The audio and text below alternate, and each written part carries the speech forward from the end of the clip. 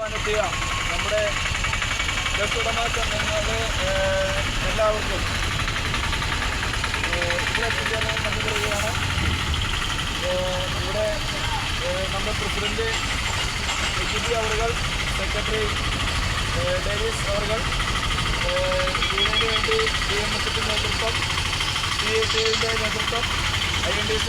കാലടിയിലെ ഗതാഗതക്കുരുക്ക് ദിവസങ്ങളായി തുടരുമ്പോഴും പരിഹാരമാർഗങ്ങൾ ഇല്ലാത്തതിനാൽ ശനിയാഴ്ച മുതൽ അനിശ്ചിതകാലത്തേക്ക് കാലടി ശ്രീശങ്കര പാലത്തിലൂടെയുള്ള ബസ്സുകൾ സർവീസ് നിർത്തിവെച്ചു. പാലത്തിന്റെ കാലടി ഭാഗത്ത് ബസ് ഉടമകളും ജീവനക്കാരും ചേർന്ന് അധികൃതരുടെ അനാസ്ഥയ്ക്കെതിരെ പ്രതിഷേധ കൂട്ടായ്മ സംഘടിപ്പിച്ചു. കാലടി പാലത്തിന്റെ ശോചനീയാവസ്ഥ എന്ന് പറയാൻ നാണാവാണ്. കാരണം സ്ഥിരം ഉപയോഗിക്കുന്ന ഒരു വാക്കാണ് ശോചനീയാവസ്ഥ. അതുകൊണ്ട് ആ വാക്ക് മാറ്റി നിർത്തിക്കൊണ്ട് കാലടി ശ്രീശങ്കര പാലത്തിൻ്റെ, അതായത് കാലടി നിവാസികൾക്കും കാലടി പാലത്തിലൂടെ യാത്ര ചെയ്യുന്ന യാത്രക്കാർക്കും വന്നുകൂടിയിട്ടുള്ള ഈ ശാപം, അതേപോലെ തന്നെ ഈ പാലത്തിലൂടെ സർവീസ് നടത്തുന്ന ഏകദേശം 100ഓളം സ്വകാര്യ ബസ്സിൻ്റെ ഉടമകൾക്കും ജീവനക്കാർക്കും അവർക്ക് അവരുടെ ജീവിതത്തിൽ വന്നുകൂടിയിട്ടുള്ള കാലം എന്ന് വേണമെങ്കിൽ നമുക്ക് പറയാൻ സാധിക്കും.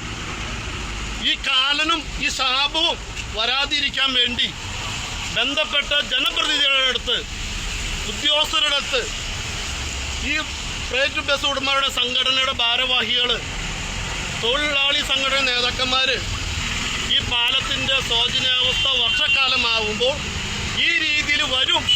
അതുകൊണ്ട് അടിയന്തരമായി മുൻകരുതലുകൾ എടുക്കണം എന്ന് ആവശ്യപ്പെട്ടുകൊണ്ട് നിവേദനങ്ങളും ഈ പറഞ്ഞ വ്യക്തികളുടെയൊക്കെ ഓഫീസിൽ കയറി ഇറങ്ങി പറഞ്ഞിട്ടും യാതൊരുവിധ നിലപാടും സ്വീകരിച്ചില്ല. MC റോഡ് വഴി പെരുമ്പാവൂർ അങ്കമാലി ഭാഗങ്ങളിലെ വിവിധ പ്രദേശങ്ങളിലേക്കായി 80ൽ പരം ബസ്സുകൾ 5 മിനിറ്റ് പോലും ഇടവേളയില്ലാതെയാണ് 400-ലധികം ട്രിപ്പുകൾ നടത്തിവരുന്നത്. എന്നാൽ കാലടി ബസ് സ്റ്റാൻഡ് അടച്ചുപൂട്ടിയതും പാലത്തിന്റെ ശോചനീയാവസ്ഥ മൂലം ഉണ്ടാകുന്ന ഗതാഗത സ്തംഭനവും ബസ് സർവീസുകളുടെ താളം തെറ്റുന്ന അവസ്ഥയിലാക്കി. യാതൊരു നിവൃത്തിയുമില്ലാത്തൊരു സാഹചര്യത്തിലാണ് ഈ പാലം ബഹിഷ്കരിച്ചുള്ള ഈ ഒരു സമര പരിപാടിയായിട്ട് നീങ്ങുന്നത്. അതുകൊണ്ട് തന്നെ ഏതാനും ദിവസങ്ങൾക്ക് ശേഷം ഇതിന് ഒരു പരിഹാരം, ഒരു താൽക്കാലിക പരിഹാരം, നമുക്കറിയാം കൃത്യമായ ഒരു ശാശ്വത പരിഹാരം ഈ ഘട്ടത്തിൽ സാധിക്കില്ല. അതുകൊണ്ട് താൽക്കാലികമായിട്ടെങ്കിലും ഭാരവാഹനങ്ങളെ ഈ പാലത്തിൽ നിന്ന് ഒഴിവാക്കി യാത്രാ വാഹനങ്ങൾക്ക് മാത്രമായി ഈ പാലം പരിമിതപ്പെടുത്തേണ്ട സമയം അതിക്രമിച്ചോ? എന്തുകൊണ്ടാണ് യാത്രാ വാഹനങ്ങൾക്ക് മാത്രമായി കൊടുത്താൽ തീരാവുന്ന വിഷയമുള്ളൂ.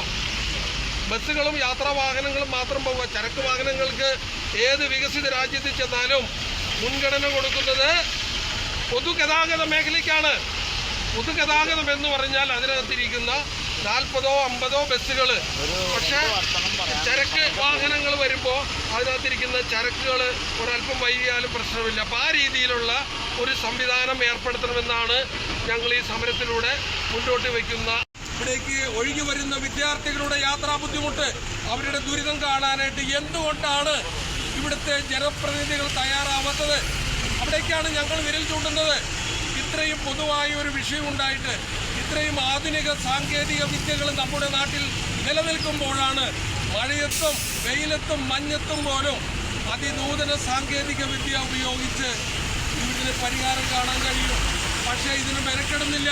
കേവലം 3-4 മാസം കഴിയുമ്പോൾ ഈ പറയുന്ന ജനപ്രതിനിധികളൊക്കെ നമ്മുടെ വോട്ട് തേടി നമ്മുടെ ഭവനങ്ങളിലേക്കും നമ്മളെ വ്യക്തിപരമായിട്ട് സമീപിക്കും.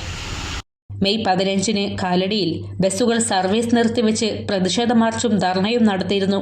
ഇക്കൊല്ലം മഴക്കാലം നേരത്തെ തന്നെ എത്തുമെന്ന് സൂചനകൾ ഉണ്ടായിട്ടും യാതൊരുവിധ മുന്നൊരുക്കങ്ങളും നടത്താതെ പേരിന് ട്രാഫിക് കമ്മിറ്റി വിളിച്ചു ചേർത്ത് ചില പ്രഖ്യാപനങ്ങൾ നടത്തിയതൊഴിച്ച് മറ്റ് നടപടികൾ ഒന്നും ഉണ്ടാകാത്തതുകൊണ്ടാണ് കാര്യങ്ങൾ ഈ രീതിയിൽ വഷളായതെന്ന് പ്രൈവറ്റ് ബസ് ഓപ്പറേറ്റേഴ്സ് അസോസിയേഷൻ ഭാരവാഹികൾ ആരോപിച്ചു. മെയ് 15-ാം തീയതി കാലടി ടൗണിലൂടെ സർവീസ് നടത്തുന്ന സ്വകാര്യ ബസ്സുകൾ ഒരു ദിവസം പണിമുടക്കി നമ്മൾ പ്രതിഷേധം അറിയിച്ചതും ധർണ നടത്തിയതും. പക്ഷേ പാലത്തിലെ ഒരു കുഴി പോലും അടയ്ക്കാൻ ബന്ധപ്പെട്ട അധികാരികൾ തയ്യാറായില്ല. ഒരാഴ്ച കാലമായി മഴയുടെ ശക്തി വർദ്ധിപ്പിക്കുകയും അതോടൊപ്പം തന്നെ ഉണ്ടായ വൃത്താകൃതിയിലുള്ള കുഴികൾ, പാലത്തിൻ്റെ ഇരുവശങ്ങളിലും ഉണ്ടായ കുഴികൾ വലിപ്പം കൂടുകയും ഒരു തരത്തിലും യാത്ര ചെയ്യാൻ സാധിക്കാത്തൊരു സാഹചര്യം വന്നു. കാലടി ഭാഗത്തു നിന്ന് അങ്കമാലിക്ക് മണിക്കൂറുകളോളം 1.5-2 കിലോമീറ്റർ നീളത്തോളം വരുന്ന ഗതാഗത കുരുക്ക്, അതുപോലെ 3 ദിവസമായിട്ട് ഗൂഗിൾ മാപ്പിൽ പോലും കാലടിയെ ഒഴിവാക്കി കളഞ്ഞു. കാലടി പാലം ക്ലോസ്ഡ്.